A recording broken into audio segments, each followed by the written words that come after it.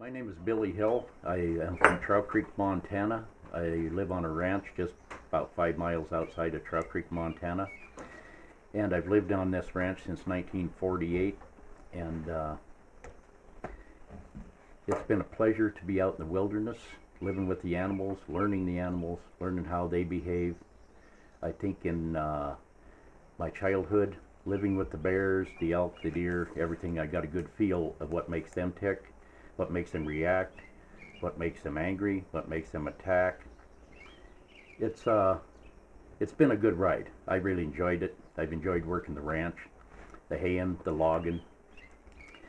But in 1985, I had 2 hunters booked for an archery elk hunt, a 7-day archery elk hunt here in the mountains off of the ranch in the Cabinet Mountains here on the Kootenai National Forest.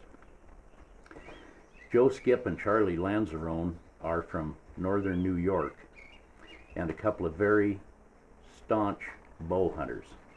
These folks turned out to be members of the National Professional Bow Hunter Society and very qualified. Probably the most qualified 2 individuals I've ever had accompany me on an elk hunt in the woods of Montana. On the morning of September 21st, 1985, I met these gentlemen, excuse me, at 5 o'clock in the morning, and we got in a vehicle of mine and we moved into the mountains, into the Vermilion River drainage. And it wasn't a regular spot that I hunted, but I did have camps in that area. So when we decided to hunt that area, it was a matter of convenience and a mediocre chance to get a bull, but the areas with a lot of elk and a high degree of possibility of arrow in a bull were that week kind of being occupied by the general public quite a bit, and I didn't want to expose my clients to the rat race of competing with my neighbors for an elk. That was the reason we moved back into this area. Well, when we got out of the vehicle and we headed up a mountain U.S. Forest Service trail, and we got on top of the mountain, on top of a ridge, and I got a bull elk to answer my bugle. And so I kept playing with this bull and teasing him, and he started coming to us. So I set my shooters up, Charlie and Joe, and this bull is coming like I got him on a string towards us. And he must have responded to me 8, 10, 12 times. Just the minute that I would bugle, he would cover my bugle in answer. And that signifies that he is eager to either have my company or do combat over some cows in the area. One of the two. Either way, he's going to come and check me out and give my clients a shot. Well, there was a point at about 150 yards away from us where that bull just abruptly hit a wall. I mean, he immediately shut up. There was no more response ever to this moment. I've never heard that bull respond again. And that is so rare in the woods. After 24 years of outfitting, I started outfitting in 1962. And in 1985, that's 23 years that I've been out there playing with these animals. I know how they react. I know there's a reason when they hit the wall and go totally silent. But I didn't know exactly which of the reasons had caused this. So I kept after him, and to no avail. So we decided to change positions, use the wind, and get above him and try from a different angle, and maybe that would have a different effect on the bull and pull him up to us. So while we were moving from the first position to the second position, this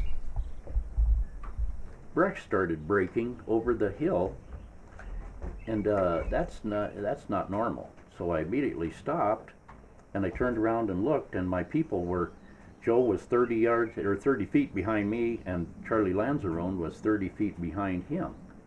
And this is in dense huckleberry brush and subalpine fir. So sign language, I just kind of asked who was making the noise, and they responded, don't know. And so I asked them sign language, where was the noise? And they went right over the hill from us. And so I thought, is that bull coming in silent? He heard us moving through the woods and he's going to come over and check us out, just not do it vocally. So I got out of my pocket a calf elk call and I hit it twice in a row, and the whole woods under us just erupted immediately when I did hit that call. And I heard it coming, just crash, crash, crash. But it was coming behind me and behind Joe like it was going to contact Charlie Lanzarone. As it reached the top of the ridge where he was standing, I felt that it was going to run into him.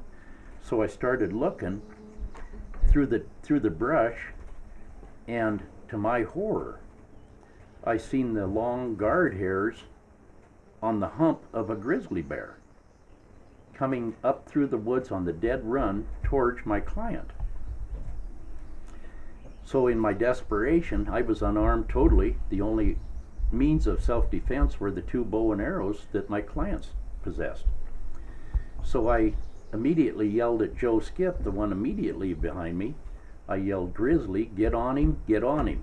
And that meaning was that by the time I could have said this, I expected the bear to have Charlie Lanzarone down. And Joe Skip was the only means of defense for Charlie at that point.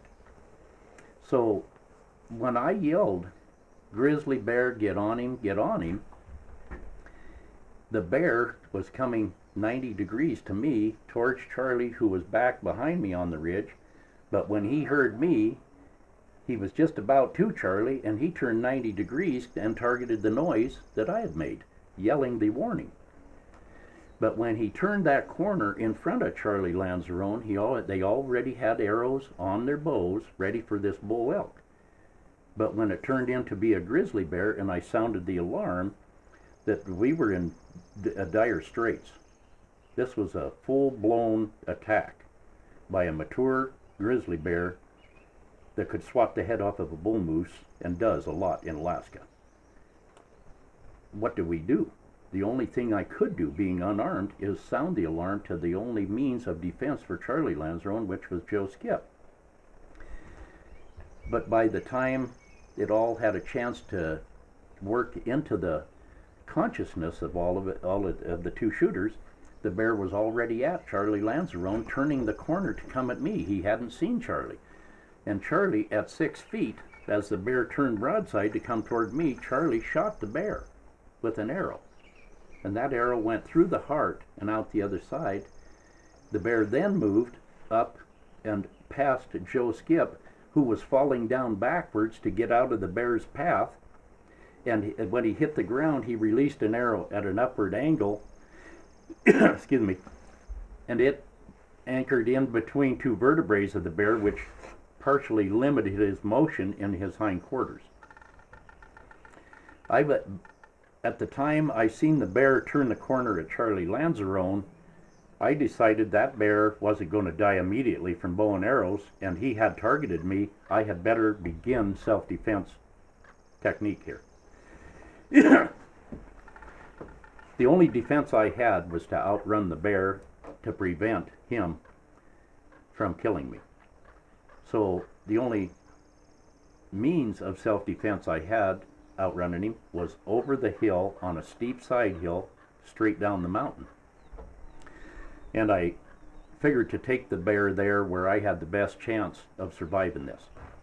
So I immediately cut over the hill, and the minute I got off of it's only 30-40 feet to the edge of it, and by the time I got there and began doing 15 to 20 foot jumps down the mountain, I had only landed twice on them long jumps, and the bear run right over the top of me.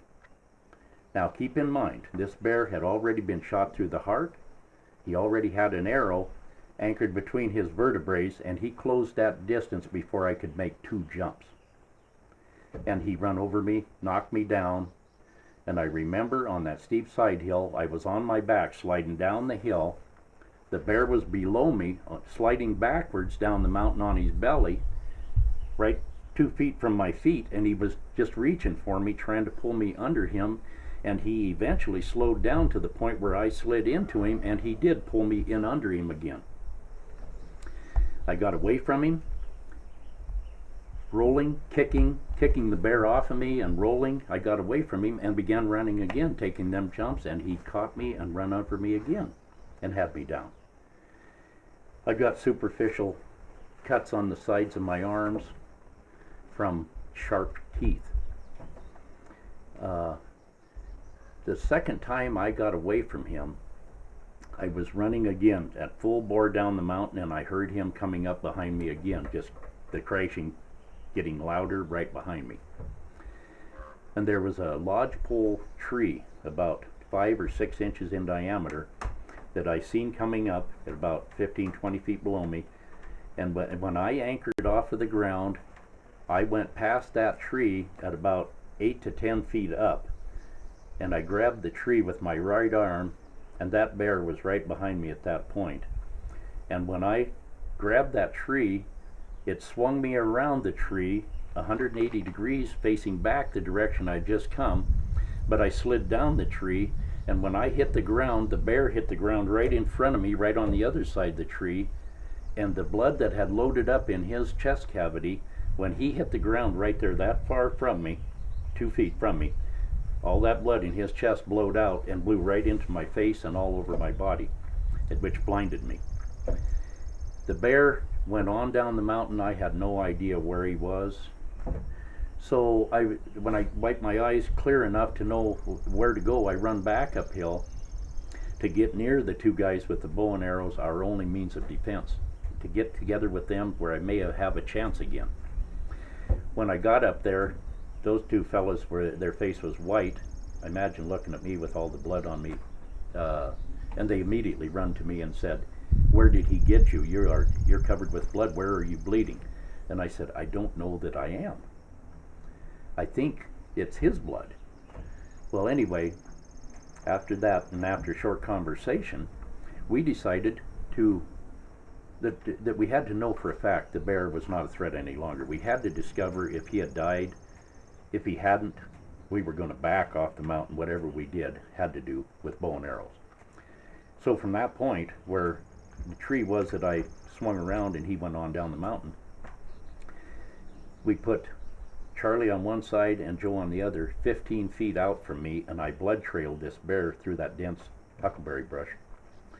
And we got down there about 280 feet below where I'd last seen him, and I thought I found him down below at a distance, laying out there deceased. So we eased on closer, and I threw sticks and everything. When I was sure it was him, I wanted to make sure that he wasn't no longer a threat.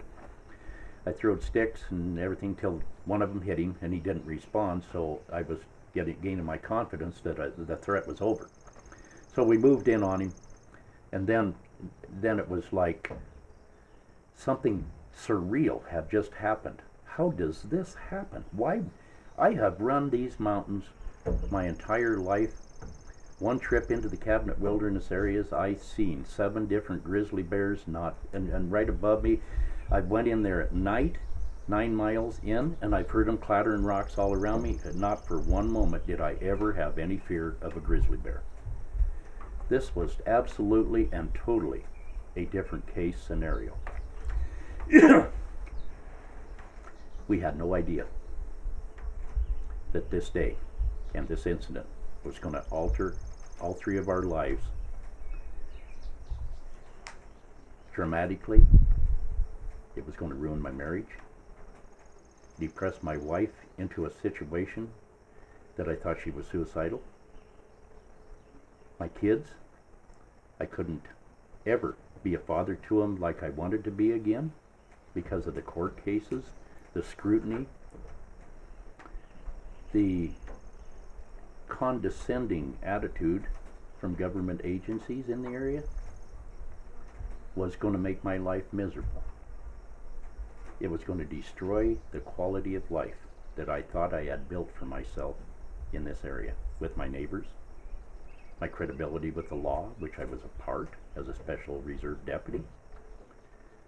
Search and rescue couldn't use me anymore because I was an accused killer of an endangered species?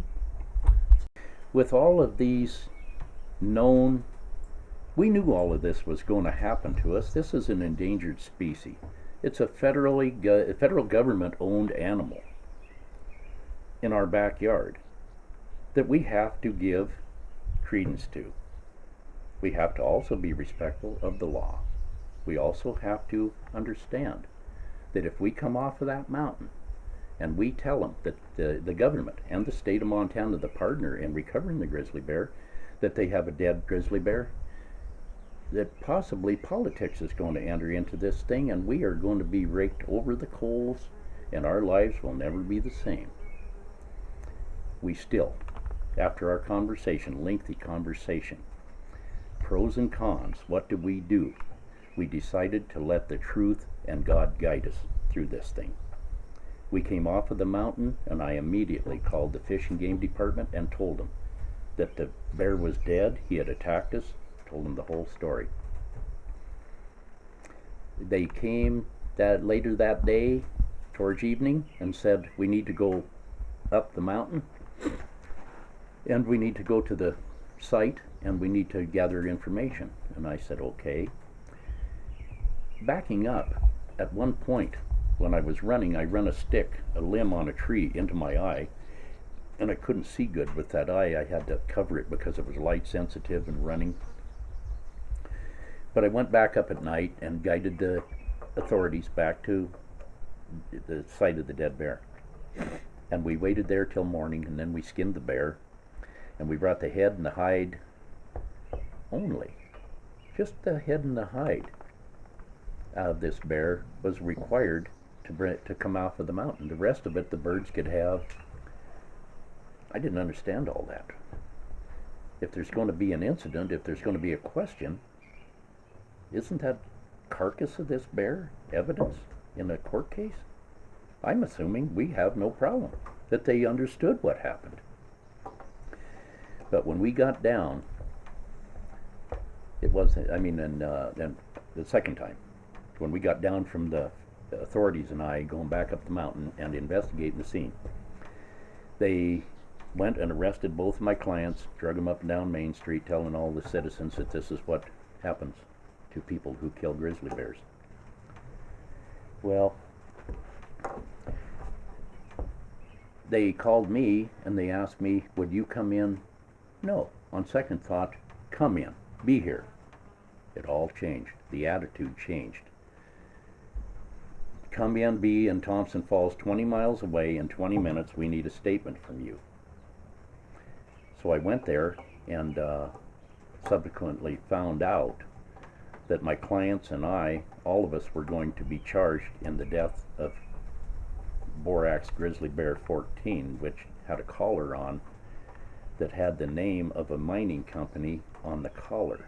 He was identified by whatever mine was sponsoring him with cash. That's another story. We'll get to that.